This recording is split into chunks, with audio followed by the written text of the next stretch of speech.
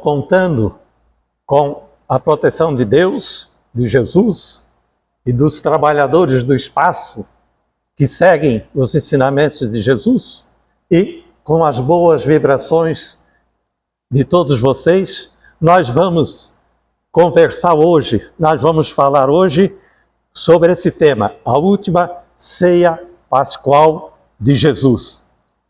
Jesus, durante a sua vida, ele participou de várias ceias, porque todo ano o povo israelita comemora, festeja a Páscoa, festeja a saída da escravidão do Egito e para vir para a terra prometida. A nossa fala, ela é baseada nesses livros que estão aqui mostrados. Quando voltar a primavera, do espírito Amélia Rodrigues e médium Divaldo Franco. O segundo livro é o Novo Testamento, traduzido do grego pelo confrade, pelo nosso irmão espírita, Haroldo Dutra Dias. E o terceiro livro é intitulado Na Seara do Mestre, que o ator encarnado, ele escreveu enquanto era encarnado. Esse é um pseudônimo, o seu nome era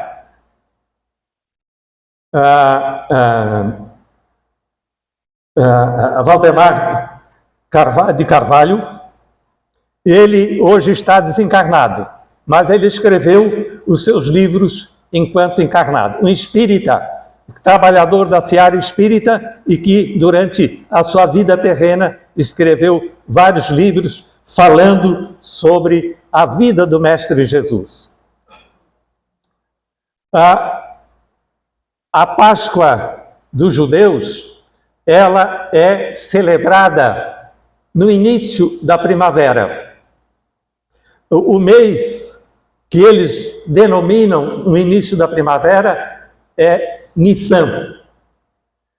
Então, para o nosso calendário, a Páscoa cai no final de março ou início de abril. No calendário de 2023, a Páscoa cristã, celebrada então pelos cristãos, pelos católicos principalmente, ela cai no dia 7, como sendo a crucificação, 7 de abril do próximo mês, como sendo a crucificação de Jesus. E no dia 6, como sendo a última ceia pascual de Jesus. E depois vem a ressurreição de Jesus no domingo. Então, e os historiadores de Jesus, da vida de Jesus, segundo o espírito de Amélia Rodrigues, ela diz que os estudos mais confiáveis colocam os estudos, as pesquisas, a historicidade coloca como a Páscoa no tempo de Jesus como a data da ceia no dia 5 de abril. E esse ano, 2023, cai no dia 6. Bem, né? Um dia antes. A nossa um dia depois. E a morte de Jesus, a crucificação de Jesus, no dia 6. Tá? E para nós, no dia 7. No calendário de hoje, no dia 7. O símbolo cordeiro, do cordeiro pascual, para os israelitas, para os judeus, tem um grande significado. Porque quando Moisés recebendo a ordem de Deus de levar o povo judeu para a terra prometida, para retirá-lo da escravidão no Egito, Moisés foi conversar com o faraó e, após várias tentativas, nós temos a história das pragas e, ao final, o faraó concordou com a saída dos hebreus, né, para procurarem a terra prometida. Então, esses dias que antecedem a saída são de um grande significado, né? Eles recordam esses dias e, principalmente, aquele dia em que Moisés, falando com o faraó, disse a ele, se ele não permitisse a saída do povo hebreu do Egito, os primogênitos morreriam. E foi dado a ordem, a informação para Moisés que o povo judeu sacrificasse um cordeiro e que o sangue do cordeiro, com o sangue do cordeiro, marcassem a entrada das casas dos judeus. E ali, então, o anjo da morte não entraria. Os filhos primogênitos não morreriam. E assim aconteceu.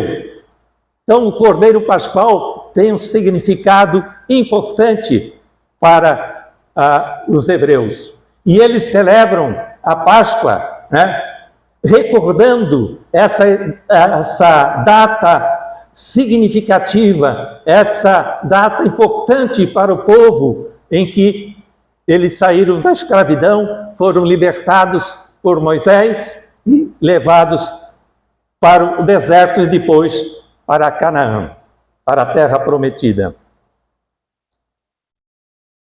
Então, a celebração da Páscoa tem um elevado significado para os judeus.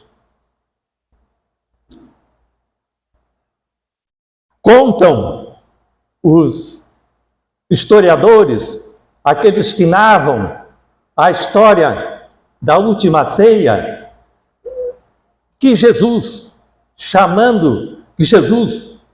estava em Jerusalém. Jesus tinha entrado no domingo em Jerusalém de forma triunfal, né, em que os israelitas jogavam ramos no chão ou saudavam com ramos, jogavam as suas capas para que Jesus, montado no jumentinho, adentrasse, e que nós conhecemos por o Domingo de Ramos. Né? Então, Jesus estava em Jerusalém. Ele tinha ido a Jerusalém para celebrar a Páscoa naquele ano. E então ele, chamando Pedro e João, disse a eles: vocês vão até o centro da cidade, vocês vão encontrar um homem carregando em sua cabeça um cântaro de água.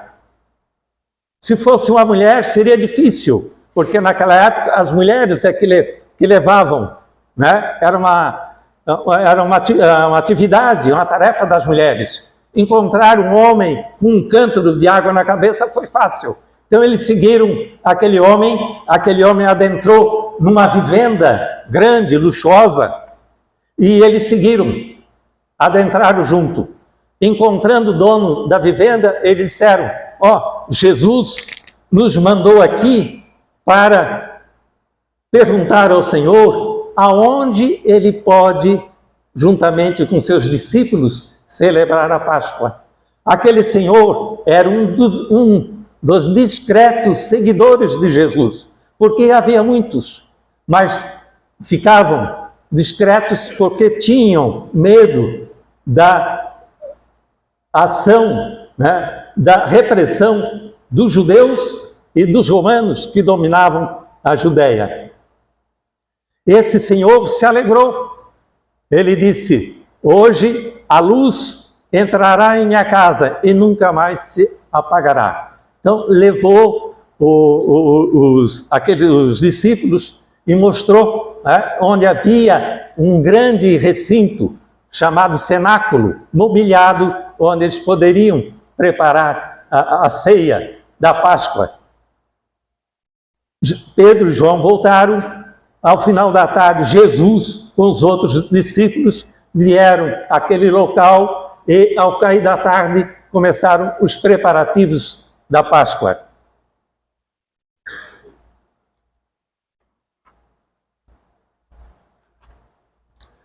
A ritualística da ceia pascual, para os hebreus, ela era tradicional, ela era complexa e todas as passagens, todos os atos, toda a ritualística, ela estava escrita em 2 livros sagrados dos judeus, no Torá e no Talmud. Jesus, ele disse: não vim destruir a lei. Então ele seguia as normas oficiais de Israel.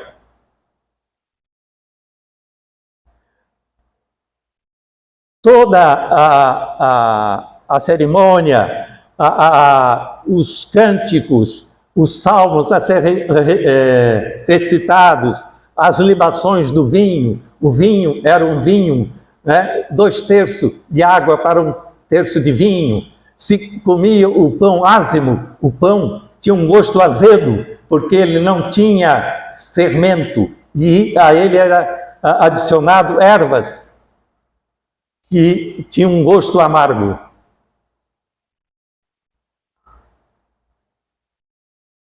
Os apóstolos de Jesus, então, iniciaram a ceia pascual num clima de festa, de alegria, Em um determinado momento, o mestre se afastou, pegou de uma bacia de água, retirou o seu manto, pegou uma toalha, amarrou na sua cintura, se acercou dos discípulos e começou a lavar os pés de cada um. Eles não entendiam o significado daquele gesto de Jesus. Quando chegou ao Pedro, Pedro olhou para Jesus: tu, mestre, vens me lavar os pés?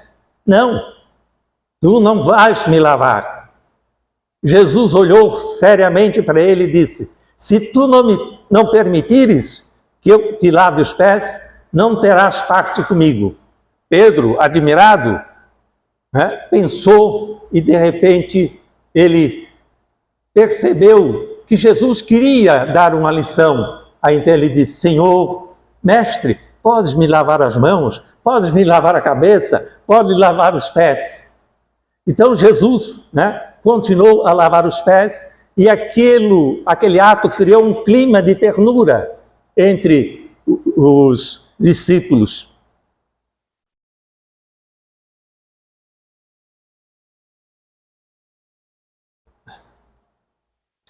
Aquele ato singular e único, aquela mensagem de profunda humildade e de desprendimento da sua personalidade,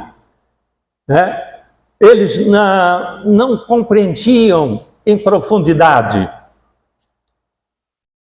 Quando Jesus terminou de lavar os pés e foi levar a toalha, a água e colocar novamente a capa, quando voltou, eles já tinham esquecido daquele significado, daquela ato de fraternidade, de humildade, de acolhimento, de cuidado, aquele ato de carinho. E estavam conversando, disputando entre si qual deles estava mais próximo ao coração de Jesus?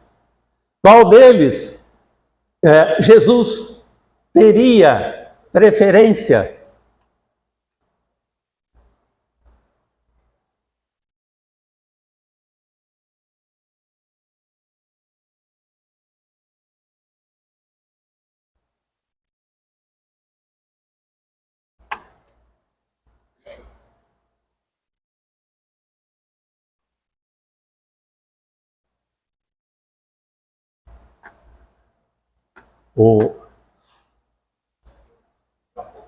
Travou?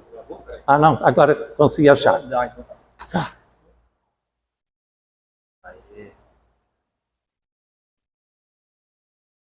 Então Jesus disse a eles a seguinte pergunta: qual é o maior? Quem está à mesa ou quem serve? Mas eu estou no meio de vós como quem serve. Continuando, Jesus acrescentou, né? O que entre vós desejar ser o maior, faça-se o menor, o servo de todos. E aquele que manda, seja como o que serve. Jesus fez isto, né? Tinha acabado de fazer isso com eles.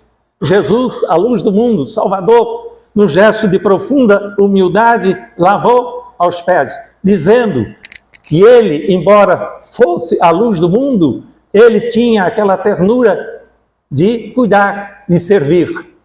Então Jesus deu aquela lição de servir. E quando o Pedro recusou que Jesus lavasse os pés, Jesus disse para ele: se tu não me permitires que eu te lave os pés, não terás parte comigo. Então só teremos parte com Jesus se nós servirmos, se nós formos servidores. Esse é o exemplo de Jesus. As libações, né? A cerimônia ritualística continuou.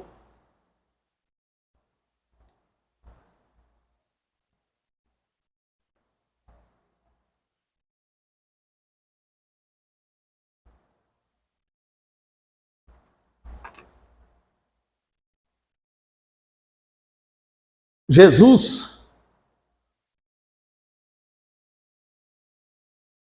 continuou a falar. Eram as últimas instruções. No outro dia, Jesus estaria morto. Então, aquele momento, ele aproveitou para dar as últimas instruções, os últimos ensinamentos. Então, Jesus falou: vós me chamais de mestre e senhor, e dizeis bem, porque eu o sou. Se eu, pois, sendo senhor e mestre, vos lavei os pés, também vós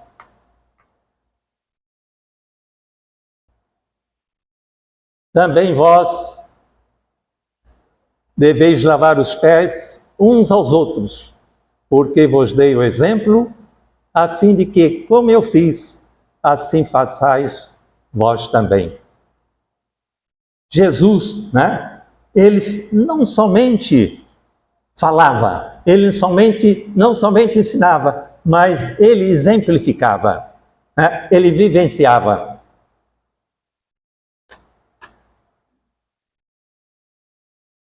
Vejam,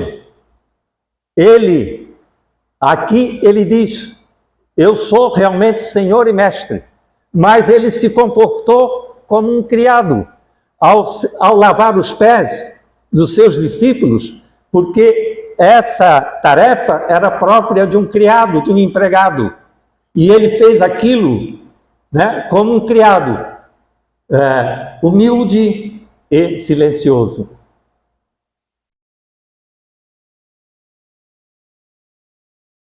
E outra coisa, um exemplo, né, para aquele que é patrão, para aquele que é empregado, para aquele que tem poder, porque servir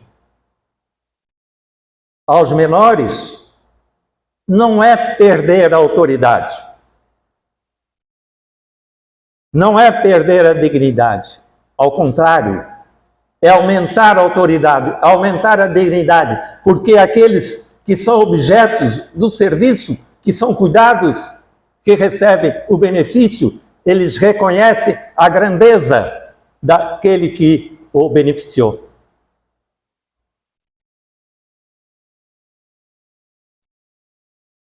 Jesus continua a falar. Em verdade vos digo, que o servo não é maior do que o seu senhor. Né? Já falamos, né? Nem o enviado maior do que aquele que o enviou. Se sabeis essas coisas, bem-aventurados sois se a praticardes. Então, são ensinamentos para todos nós, né? Os ensinamentos de Jesus, eles são eternos. Nós vamos evoluir várias encarnações, vários séculos, mas os ensinamentos de Jesus continuarão com uma luz a brilhar para a humanidade toda. Eles são o caminho para a nossa evolução, para o nosso progresso, para a construção da nossa felicidade.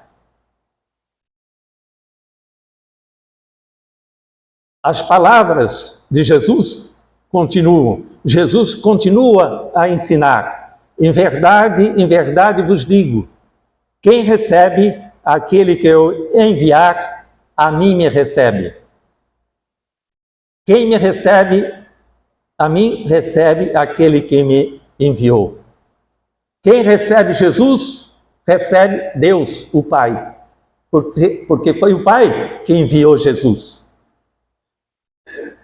Quem recebe o enviado de Jesus, quem recebe o discípulo de Jesus a disseminar, a pregar o Evangelho, ou qualquer outro, recebe Jesus.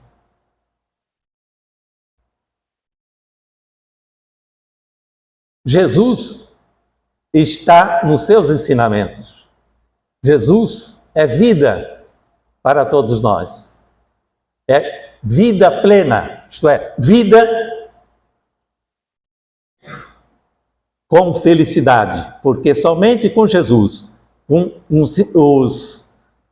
o cumprimento da lei de Deus, complementados com os ensinamentos de Jesus, é que nós construiremos a nossa felicidade.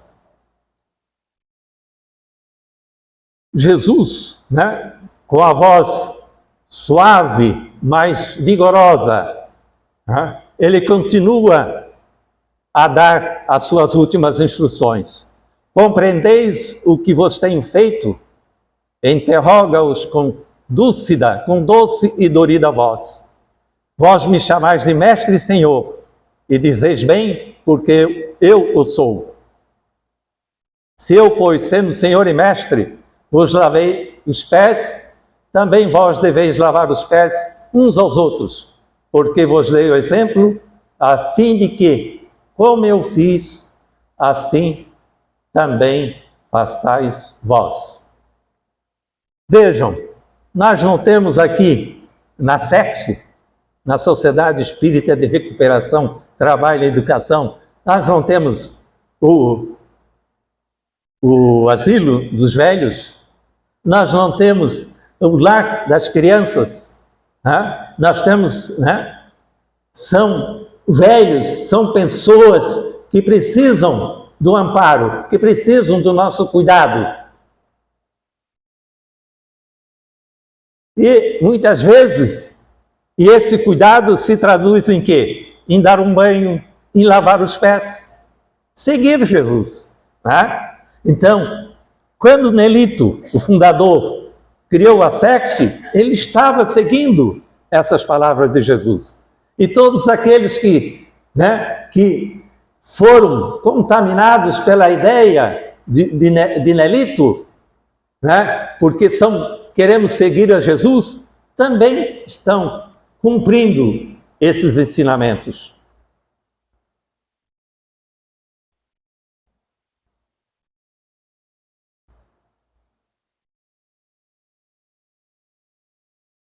Jesus, logo em seguida, falou: um novo mandamento vos dou, que vos ameis uns aos outros, assim como vos amei, e também vos ameis uns aos outros.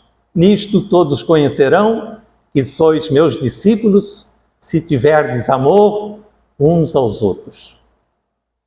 Deus é amor, né? Jesus, sendo o verbo de Deus feito carne, ele, verbo, a palavra de Deus, ele veio trazer a palavra de Deus, o ensinamento de Deus, né? Então, Jesus vem ensinar e viver o amor por ordem de Deus Criador, de Deus Pai, né? E se nós seguirmos o amor, vivenciarmos o amor, nós seremos conhecidos como os discípulos de Jesus. É isso que nós estamos perseguindo no dia todo, né? Eu, vocês, todos temos esse ideal. Vencer as nossas mazelas, nossas inferioridades, a nossa ignorância, para que possamos ser um pouco melhores, para que possamos ser um pouco mais amorosos, fraternos. O Senhor se dilata em carinho e, partindo o pão, exclama: tomai, este é o meu corpo. Tomando o cálice, rende graças e dá-o a todos a beberem e elucida: este é o meu sangue, o sangue da aliança que é derramado por muitos. Fazei isso em memória de mim.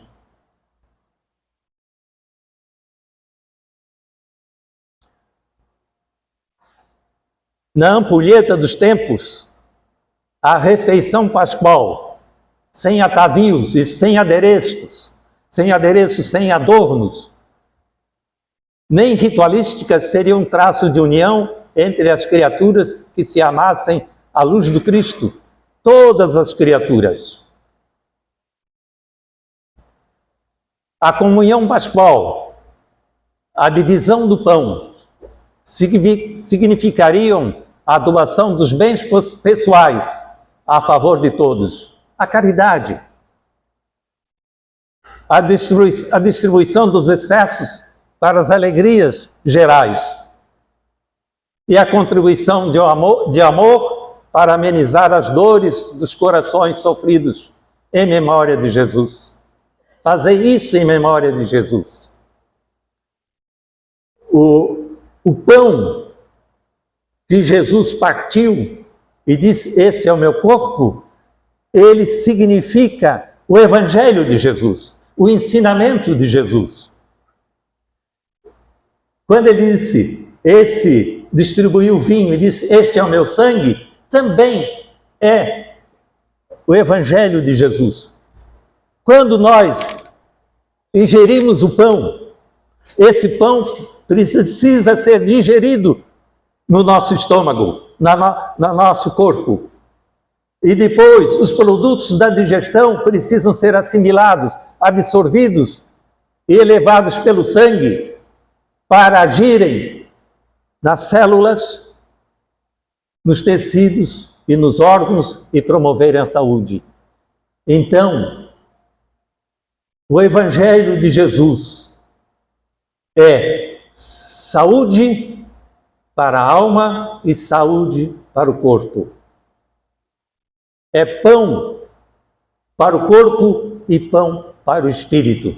Toda vez que nós celebrarmos o amor, toda vez que nós celebrarmos a confraternização, a reunião de amigos, de familiares, em celebrações em que vamos ingerir o pão, um lanche, um refrigerante, quando nós fizemos isso com amor, com alegria, recebemos os nossos amigos, os nossos irmãos, os nossos conhecidos, os nossos parentes, nós estamos celebrando a última ceia de Jesus. Fazei isso em memória de mim. Distribuir o amor, né? Distribuir o benefício, fazei o benefício, sede amorosos, sede fraternos, sede solidários de todos. Meus irmãos, então, já temos a hora adiantada, então compreendamos isso, que só teremos parte com Jesus se nós nos tornarmos servidores. Deus é o grande servidor de todos nós. Jesus veio ao mundo e serviu a todos nós. Se sacrificou por todos nós. Né? Após a última ceia, Jesus foi para Getsemane, né, para o jardim, houve ali a prisão, depois houve a flagelação pelos romanos, a crucificação, a morte, né, o perdão na cruz. Pai, perdoai a todos, porque eles não sabem o que fazem. Ali o amor venceu as trevas. As trevas achavam que, matando Jesus, matavam a sua doutrina. Pelo contrário, Jesus mostrou o seu grande amor, a sua grande paz. Ele não reagiu, ele foi amoroso e pacificador. E a ressurreição, né, no terceiro dia, gloriosa, né, e ele partiu para a glória celeste. Obrigado, meus irmãos, pela atenção.